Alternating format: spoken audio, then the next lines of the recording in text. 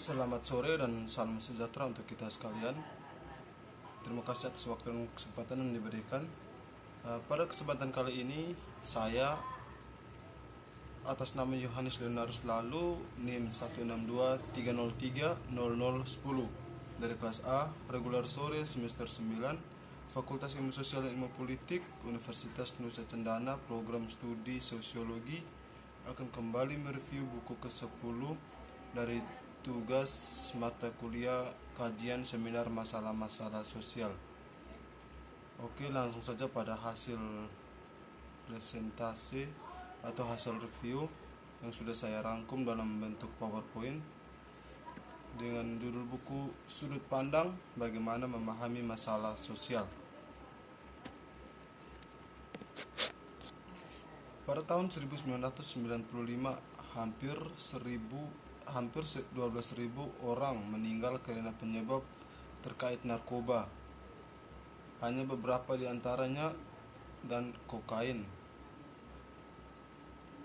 Dikaitkan dengan kejahatan yang menghabiskan jutaan dolar masing-masing per tahun. Berdasarkan penilaian mereka, pada bukti semacam itu, banyak orang menyimpulkan bahwa narkoba merupakan masalah besar di Amerika Serikat. Namun, mobil memiliki risiko dan biaya yang lebih besar daripada obat-obatan. Pada tahun 1995, sekitar 42.000 orang meninggal dalam kecelakaan mobil dan tak terhitung lagi yang terluka. Kecelakaan kendaraan yang lebih parah pada kenyataannya adalah penyebab utama kematian penduduk di bawah usia 35 tahun. Lebih lanjut, kerusakan properti dari tabrakan ini masing-masing mencapai miliaran dolar per tahun di Amerika Serikat. Selain itu, penggunaan otomatis menciptakan polusi udara yang mengakibatkan ketidaknyamanan dan penyakit bagi jutaan orang. Akhirnya, penggunaan mobil ikut berkontribusi pada efek rumah kaca. Pemanasan atmosfer dapat menghasilkan dislokasi ekonomi yang signifikan di masa depan. Perbedaan ini berarti bahwa mobil secara inheren lebih berbahaya bagi lift manusia daripada obat-obatan.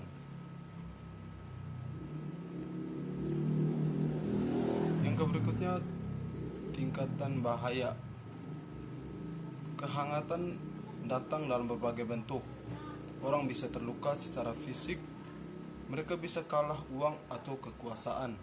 Nilai norma mereka dapat tersinggung, atau lingkungan di mana mereka hidup dapat direndahkan. Namun, dalam setiap kasus, bahaya harus menjadi situasi yang tepat bagi siapa dimensinya dapat dideskripsikan secara akurat.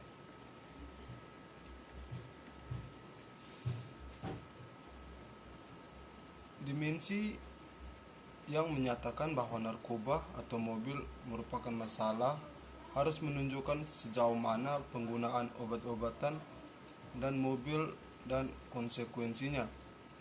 Idealnya seperti yang akan ditekankan nanti, deskripsi seperti ini akan memeriksa data historis dan internasional karena mereka membantu mendapatkan masalah dalam perspektif. Misalnya melaporkan bagaimana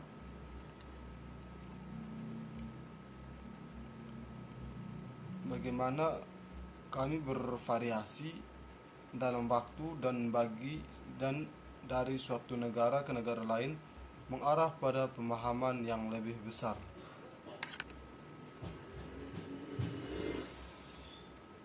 Lebih jauh lagi, informasi semacam itu membantu menunjukkan kerugian yang disebabkan oleh keduanya, yaitu obat-obatan dan kecelakaan mobil, dan kebijakan yang dirancang untuk mengatasinya. Tanpa mengumpulkan data yang subjektif, sulit untuk dinilai keseriusan suatu masalah sosial. Sulit juga untuk mengetahui faktor-faktor yang terkandung di dalamnya.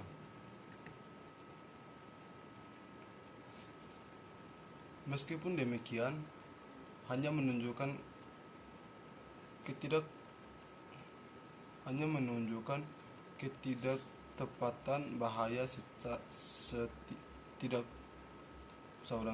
Meskipun demikian, hanya menunjukkan ketidaktepatan bahaya tidaklah cukup, seperti yang diungkapkan oleh dalam evaluasi yang berbeda tentang penggunaan mobil dan obat-obatan terlarang. Tidak peduli seberapa objektif data tersebut, beberapa kondisi yang menghasilkan relatif sedikit kerugian yang didefinisikan sebagai masalah sosial sementara, dan yang lain menghasilkan lebih banyak kematian, kehancuran, dan seni biaya. Tidak dilakukan dengan cara ini, informasi tambah jelas dibutuhkan.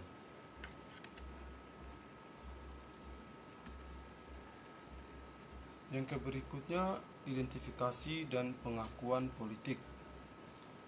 Pengenalan masalah sosial membutuhkan penilaian yang bersifat subjektif dengan jumlah yang signifikan. Menurut Fuller dan Mears tahun 1941, telah ada kontroversi yang cukup besar dalam sosiologi mengenai beberapa banyak orang yang signifikan dan mudah untuk melihat mengapa pertanyaan ini timbul dan tampaknya sulit dipecahkan.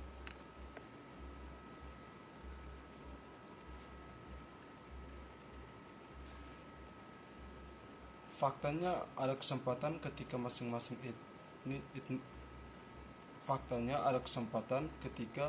masing-masing entitas ini berhasil mengklaim bahwa kondisi yang merugikan merupakan masalah sosial. Jadi jawabannya kurang dilakukan dengan jumlah absolut orang yang menyatakan suatu kondisi berbahaya daripada pengaruhnya dalam masyarakat. Proses mengidentifikasi masalah sosial biasanya melibatkan umpan balik antara publik dan pemimpin opinian. Mereka yang membawa masalah orang memperhatikan dan mengajari mereka di mana minat mereka berada. Menurut Katz dan Lazarus-Wilczek tahun 1955. Kebanyakan individu menggunakan keluarga dan teman sebagai pemimpin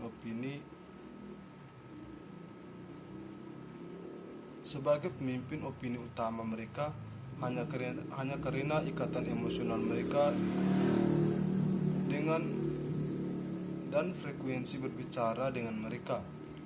Tetapi Ibu Dastara, Opinilia, dan Ers juga. Beberapa dari mereka adalah politisi seperti presiden, gubernur, anggota kongres, dan legislator negara bagian. Yang lainnya adalah aktivis politik yang prihatin tentang isu-isu tertentu.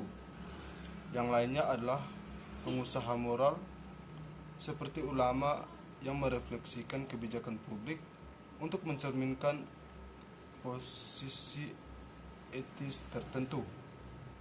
Menurut Becker tahun 1963. Akhirnya beberapa di antaranya adalah perantara ide seperti profesor, jurnalis, dan pakar di lembaga think tank. Menurut Smith tahun 1999, 1911. Hal ini kategori tidak saling eksklusif. Beberapa pemimpin opini jauh lebih dari satu. Yang umum mereka adalah upaya aktif dan mengidentifikasikan masalah sosial. Dengan demikian, mereka menempatkan masalah sebelum publik yang merespon. Yang berikutnya perlu perbaikan.